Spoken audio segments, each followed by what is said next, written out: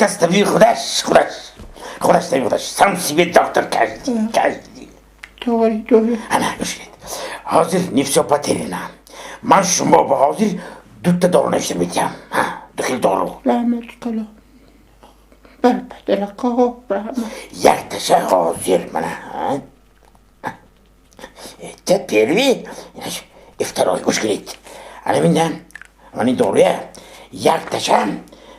پیش از خواب میخورید دو دانه پیش از خواب پریسنام میخورید مبادا که سحر از خوابتون زنده بیدار شدید زنده انا بعد دو تا دیگرش میخورید همین خیلی 3 روز پیدا هم بمیتید نه خودم میگید هفتید میگم نتیجه میداده خودم میگید بعد نتیجهش رزولتت معلوم میشد یا این طرف میشد یا اون طرف شوخی میکنم گوشید اگر شوخ کنیم بکنه بفکرم همین شما جوانیاتان بند کمتر از بینیتان معلوم بینیتان جدا کلان از قفایم دخترها شما 20 سال گشتگی گپ بین خودم بودکه میگن کد بشی راست بگو بود نکه دانی برای بخوادی خودم بیدار مالش خدای امید توی سلامت باش من دوره گید جواب روید بود طرف توک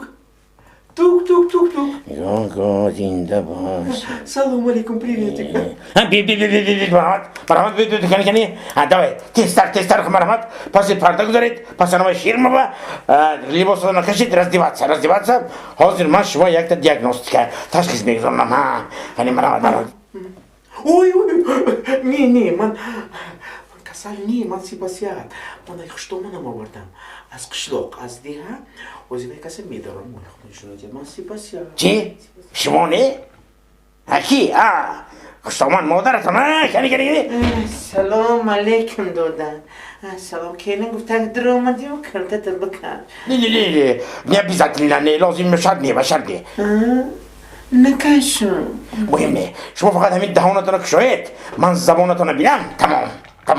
من به میکفایم معلش کمی درمانگاه شما باید امید و آرزو آمدم خواهش میکنم دادر زانی دارم زوری نه همه جاگ مای نظر بزگران التماس میکنم امی درمانگاه شما همین شما دهانتون رو کشوید من زبانتون رو بینم تمام من به دستش نه من به